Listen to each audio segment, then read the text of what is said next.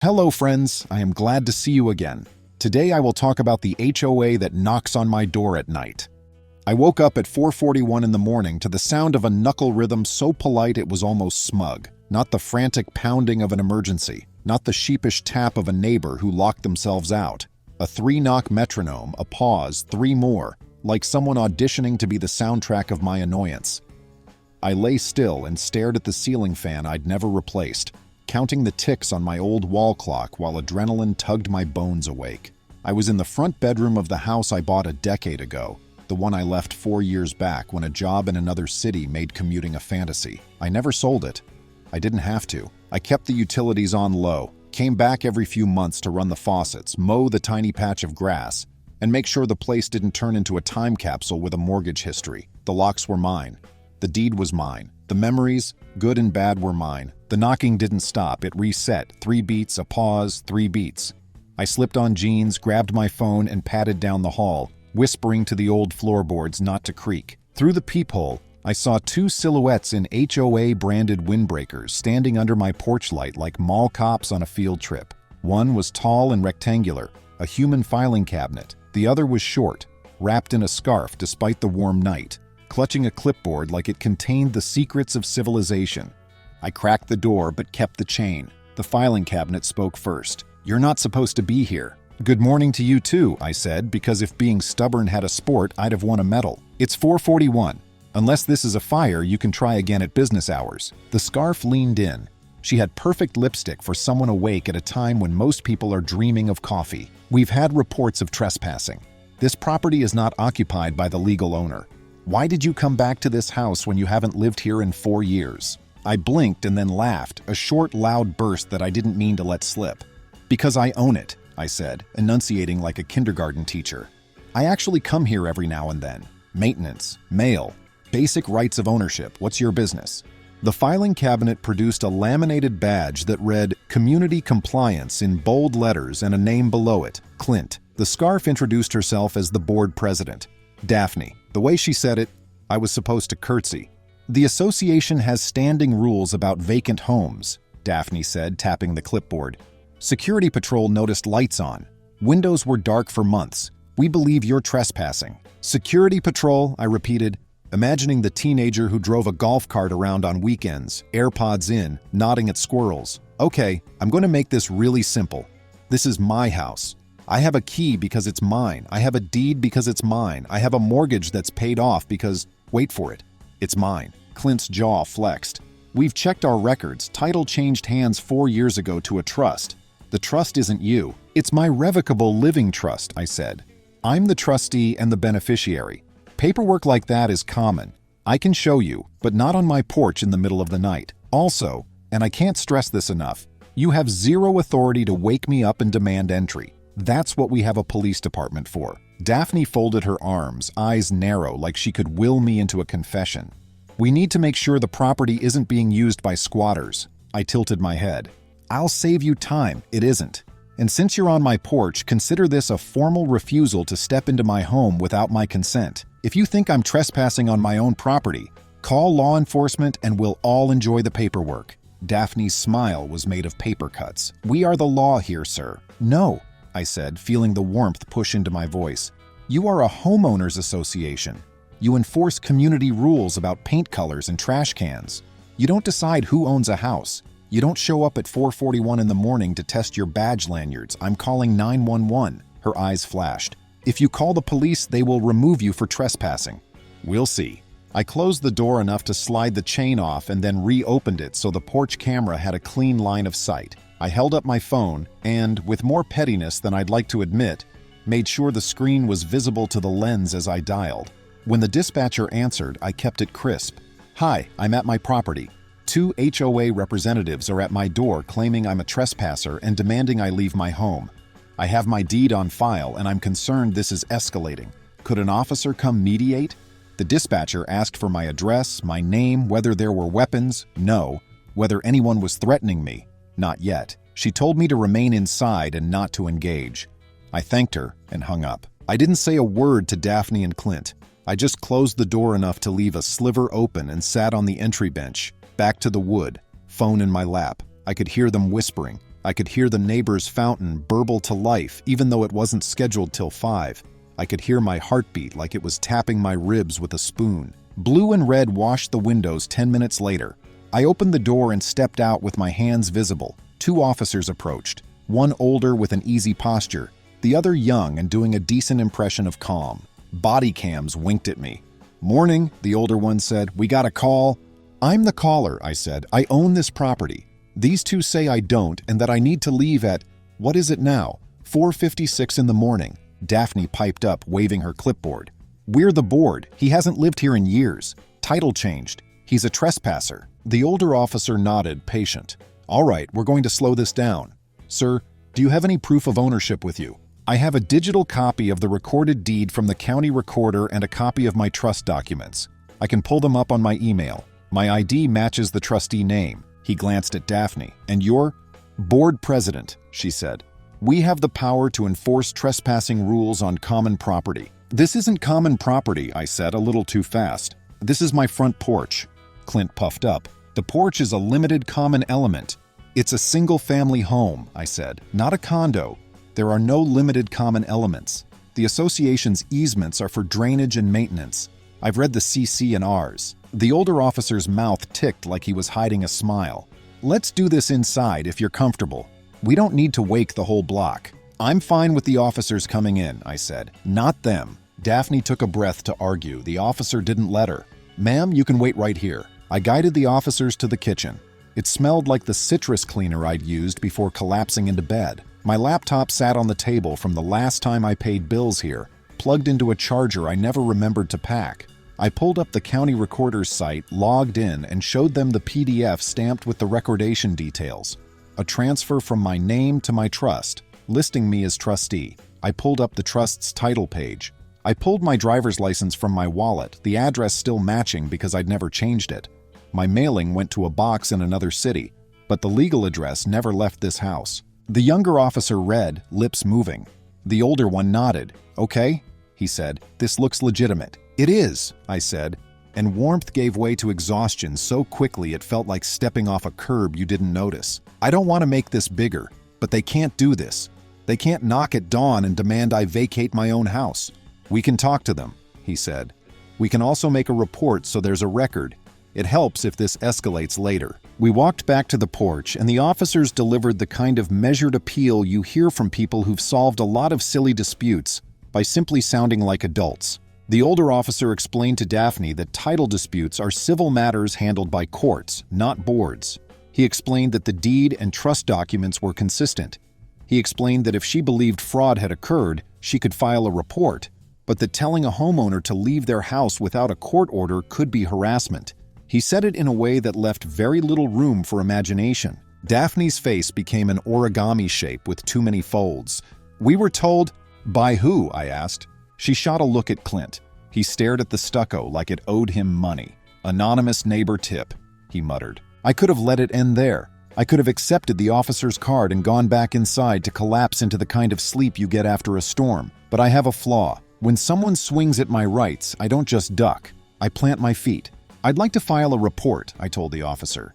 "Harassment, trespass by the association representatives, attempted unlawful entry," the older officer nodded. "We can take your statement." Daphne sputtered. "We didn't enter, we knocked."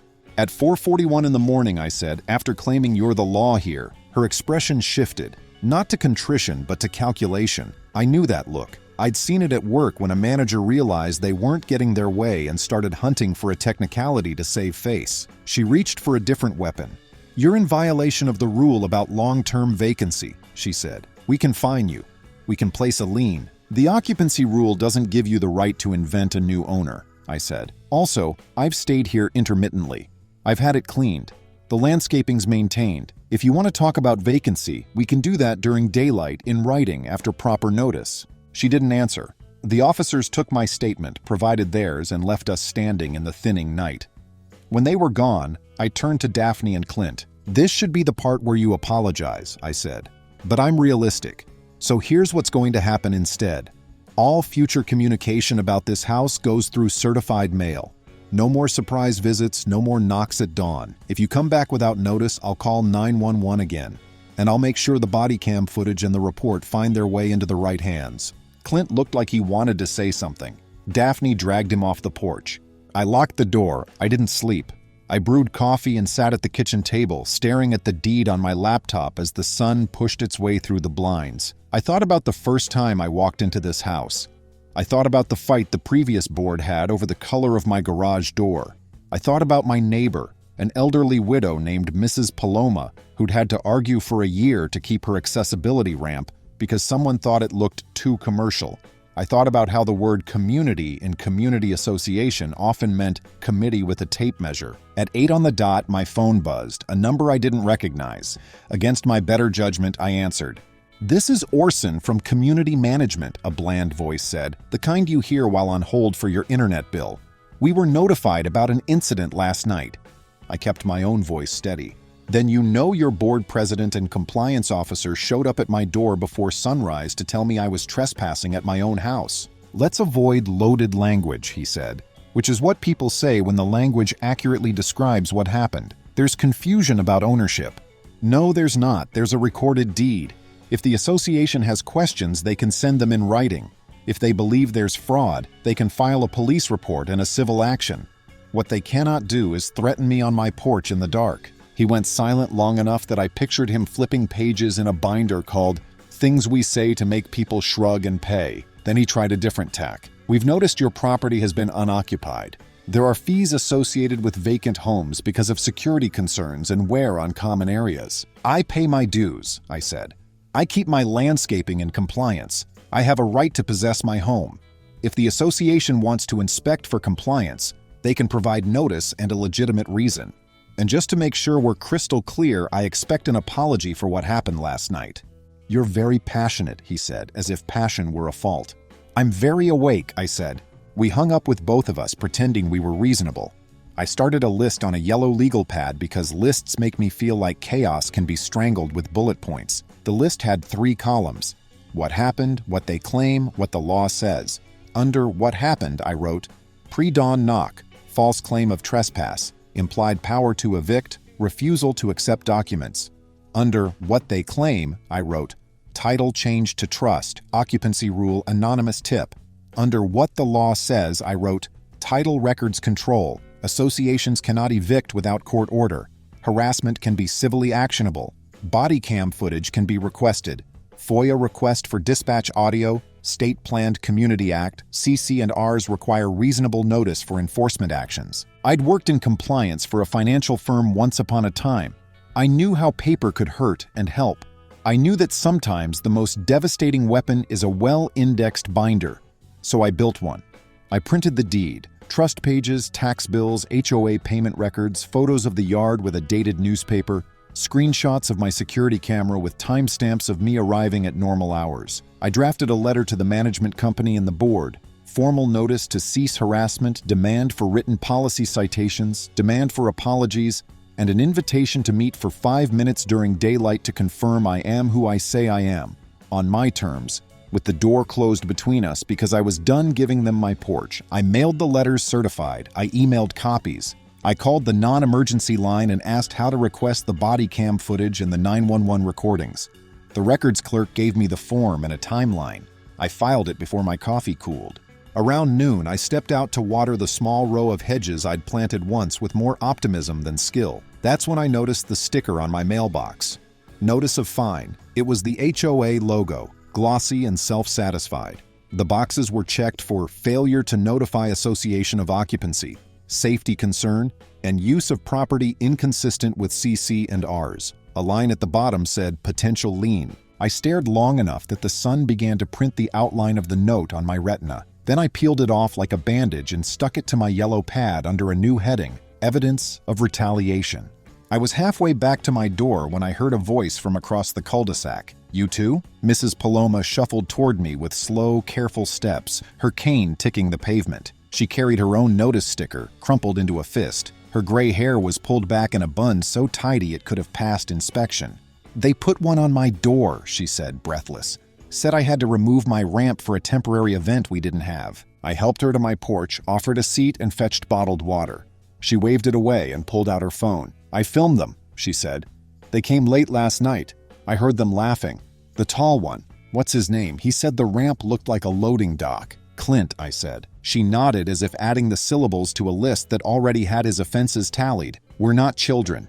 We know our rights. We sat like that for a while, neighbors in the middle of an uninvited mess, listening to the summer insects practice their songs. She told me how the board had changed when Daphne took over, how safety had become a word that meant whatever she doesn't like, how one family moved because their teenage son's drum kit wasn't in keeping with the acoustic profile, how a woman named Jules had turned her place into a short-term rental that hurled strangers at the block every weekend, and how the board ignored the noise because Jules's sister was on a committee. I told her what happened at 441. She put her hand on mine for a second, brief but enough. You called the real police, she said, with the kind of approval you get from someone who's fought 100 small battles with a smile. Good. The letter I sent produced an email the next day from Orson at the management company, CCing the board. We apologize for any inconvenience, it said, using a phrase that works fine for a late pizza and less so for pre-dawn trespass theater. He suggested a meeting to clear up misunderstandings. They wanted it at the clubhouse. They wanted it on their turf. I suggested my front stoop at noon. I suggested they bring whatever records they possessed that said I wasn't the owner. I suggested they come without the clipboards if they planned to treat them like weapons. They came at noon. Daphne wore sunglasses so large they hid her eyebrows. Clint shuffled behind her, gaze on the concrete. Orson came too, sweating through a dress shirt as if management bled out through the armpits. I didn't leave the porch. I didn't invite them onto it. Before we start, I said, I'm recording. It's a one-party consent state. You're free to record as well. Daphne smiled a non-smile. We're recording, she said, and pointed to a pen I suspected had more battery life than her patience. Great, I said. Now show me where you got the idea that I don't own my house. She produced a printed page from a property search site. It listed the trust and an address for service that was my old accountant's office across town where the trust's mail went. It doesn't say you, she said. It doesn't say me because it's a trust, I said. But because it's a trust I manage, I am the legal owner. This is rudimentary stuff. Even your CC and Rs refer to trusts. Orson cleared his throat. The optics are difficult for our security, he said. Your optics knocked at 4:41 in the morning, I said. I filed a public records request for the body cam. I'll share it with the neighbors. I'll also be looking for counsel, because what happened was not merely improper, it was unlawful. If you want general compliance, I'm happy to be the most compliant person you've ever met. I'll comply you into exhaustion. But if you want to play sheriff, I'll see you in court. The air had that static you feel when someone finally names the thing everyone's been pretending isn't there. Orson looked at Daphne. Daphne looked at Clint. Clint looked at the ant trail marching along the sidewalk like they'd filed a committee agenda. Daphne tried to reframe. There's another issue, she said. We've had reports that you've been using short-term rental sites when you're not here. That's a violation. I blinked. It would have been funny if it weren't so predictable. No, I said. I've never rented this place. I can prove that. But since we're on the subject, Jules across the way certainly has. And your board has done nothing.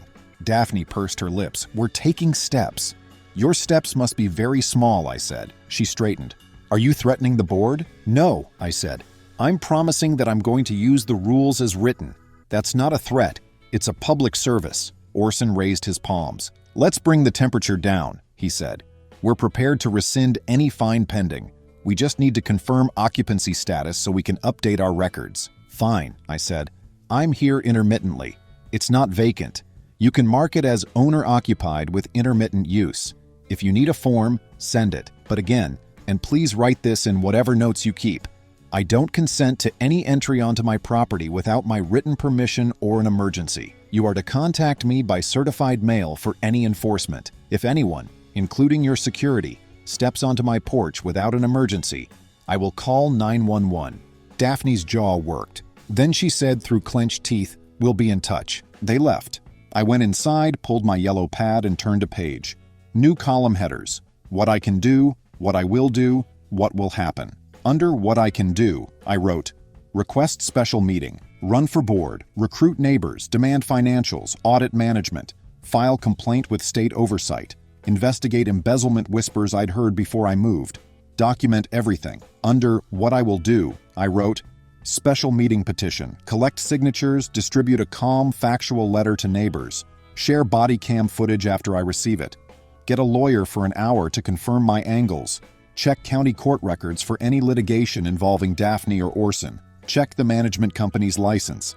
Under what will happen, I wrote, pushback, smear campaign, more fines, thinly veiled retaliation, and possibly, finally, accountability. The body cam footage arrived faster than I expected. The record clerk emailed a link with a password, and I watched my sleep-rumpled self open the door to two people who treated a clip-on badge like a crown. It was all there. Daphne claiming, "We are the law here." Clint threatening to remove me. My call. The officer's patient explanation. Daphne's sharp, "We were told." And my closing remarks. I asked the clerk if the 911 audio could be released. She sent it the next day. I didn't blast it. I didn't upload it to every neighbor app and watch the comments ignite. I wrote a letter instead. 2 pages, double-sided, low drama, high fact.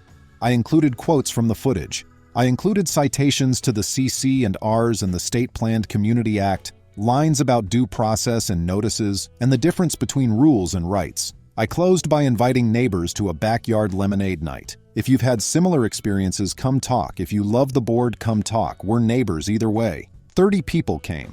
I bought too much lemonade and not enough folding chairs. We sat under string lights and traded stories. A guy named Griff told us how his daughter had been written up for excessive chalk drawings on the sidewalk.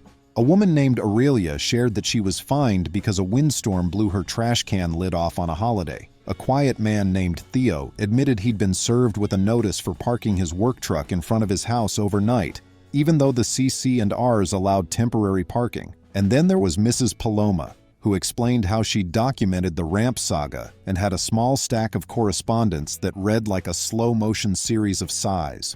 Jules came too, or tried to. She lingered at the fence in a wide-brim hat and big sunglasses. When she realized there were more people nodding than glaring, she left. I didn't chase her. I knew her story wasn't the one we were telling tonight. Near the end, when the citronella candles had more smoke than flame left in them, I told everyone what I planned. A petition for a special meeting to recall the board, in accordance with the bylaws that even the board had to obey. We'd collect signatures, present the petition, force a meeting, nominate a slate of normal humans, and vote. We'd demand financial transparency. We'd ask why the insurance premiums doubled last year. We'd ask who approved the contract with Orson's management company and whether there were bids. We'd ask about the reserve study and why the playground maintenance schedule matched no engineering recommendations I'd ever seen. The petition took a week to hit the signature threshold. I kept the tone polite and the facts crisp. I dropped copies into mail slots and returned at normal hours to answer questions. People signed because they were tired. People signed because they could imagine futures where the paint on their shutters didn't cost them a weekend in hearings. People signed because they didn't like pre-dawn knocks. When we served the petition, Daphne called it a hostile takeover. I called it exactly what the bylaws provide. She scheduled the meeting for a Thursday at 2 p.m. because if you can't win a vote, you can at least pick a time that makes working people stare out their office windows with despair. I countered with a demand for a reasonable hour. The bylaws said evening or weekend for special meetings, a gift from some previous generation that had fought its own small wars. She gritted her teeth and rescheduled to a Saturday at 2. In the meantime, an envelope appeared in my mail slot with no return address. Inside were copies of invoices from the management company to the association, with amounts circled and notes in the margin. Double billed? No board approval? Where are the bids? I didn't know who sent it. I didn't need to know to realize what it meant. I added financial audit to my yellow pad. The day of the meeting, we filled the clubhouse to its seams. People stood in the back, pressed against the community pride poster that showed kids planting flowers they weren't allowed to water on odd-numbered days. Daphne sat at the front with a gavel she'd purchased for herself. Orson sat beside her with a laptop and the pallor of someone who wanted to be anywhere else. Clint hovered near the door like a bouncer for a very exclusive bad time. I sat near the middle with my notes and a calm I didn't quite feel. I had prepared like it was an exam. Questions in order, references ready, a tone that wouldn't trip the wires of defensiveness and spiral us into a new rule about tone. Daphne opened with a statement about community harmony. I raised my hand, waited to be recognized, and then asked to start with the notice of recall. I read the exact bylaw section. I asked the parliamentarian, a title she'd given to her friend Violet, to confirm the threshold met. Violet squinted at the papers like they were a foreign alphabet, then nodded. It didn't matter. We had the signatures. The room didn't belong to Daphne anymore. We nominated a slate. Me, a retired teacher named Keegan, a software developer named Naya, and a nurse named Carmen. We spoke briefly about transparency, about enforcement as education first and penalty last, about not using fines as a revenue stream, about knowing the difference between neighborhood pride and control. Daphne nominated herself and 2 others. The vote wasn't close. When the results were read, there was a moment of quiet that felt like a deep breath after you've been underwater too long. Then someone clapped. Then other people joined. Daphne didn't clap. She stood, slammed the gavel against the table hard enough to crack it, and announced she was resigning effective immediately because she would not serve on a board corrupted by populism. Clint stormed out. Orson didn't move. I took a breath, then another. First order of business, I said. We'll adopt a resolution on meeting our legal obligations regarding members' rights. Second, we'll request an audit of the last 3 years of financials, including contracts, bids, and management invoices. Third, we'll suspend any enforcement actions taken in the last 60 days pending review. It wasn't a moment for speeches, but sometimes documentaries need a narrator. So I told the room, simply, what happened to me at 4:41 in the morning. I told them I'd requested the body cam footage and that it supported every word. I told them the association as an entity would apologize in writing to the membership for the misuse of authority by its former officers. I told them that any board member or agent who approached a member's door outside reasonable hours without an emergency would face removal. I told them we would review all fines and reverse any that had been issued without proper notice and an opportunity to be heard. The vote passed, all of it. That night, sitting at my kitchen table, the house felt different. Not exactly lighter. Houses don't change weight because you swapped out board members, but more true to its shape, like a painting you finally hung straight. I drank tea instead of coffee. I printed a clean copy of the CC&Rs and put it in a new binder with a label that said, "This is not a weapon." I expected pushback. I didn't expect the letter that arrived a week later from a law office I didn't know, representing the management company. It accused the new board of defamation for unfounded claims of overbilling. It threatened to sue. It offered to settle by extending their contract for 3 years. There it was, the smell of panic dressed as confidence. I brought it to our next meeting where we'd retained counsel, an attorney who specializes in community associations, and was pleased to have clients who want to follow the law. She read the threat letter, smiled, and said, "They're bluffing, let's audit. If they're clean, they're vindicated. If not, letter explains itself." We voted to proceed and hired an independent CPA with no ties to anyone. We gave her bank statements, invoices, and emails that took 4 clicks to print because the old portal hated transparency. When documents didn't exist, we gave her blank spaces and asked her to find what should fill them. Punishment started to take shape. Her name was Maribel. She itemized, reconciled, and built spreadsheets that could make a banker tear up. 2 weeks later, she sat in my kitchen. Flat surfaces, good light, no conference room hum, and arranged papers in a grid. "Short version," she said, "there are patterns." She pointed to invoices from that anonymous envelope. The management company billed emergency site visits 8 times a month at odd hours with 2 staffers, never tied to an incident. The dates matched those late-night patrols with flashlights and clipboards. "Those are overbilled," she said. "Also, I can't find board approvals for these renewals. They auto-renewed at higher rates without a vote. And this," she tapped a page, "is a duplicate invoice for the same clubhouse repaint." We terminated the management contract for cause under the Planned Community Act and our agreement. Daphne was next. Our CC&Rs have a section on misuse of authority, censure, removal after hearing, and referral for willful misconduct. We noticed her of hearing and attached the body cam transcript, the 911 audio, and her words. Her attorney wrote about devoted service, not facts. The hearing was short. We censured her, barred her from compliance activity, and referred the matter to the city attorney under the Ordinance Against Intimidation at Unreasonable Hours. I filed a civil harassment petition.